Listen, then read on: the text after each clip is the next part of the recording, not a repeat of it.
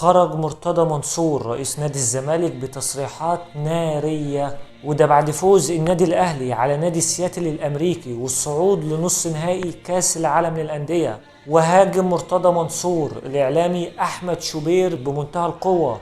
شوبير بيقول إن الأهلي هو الأفضل في مصر.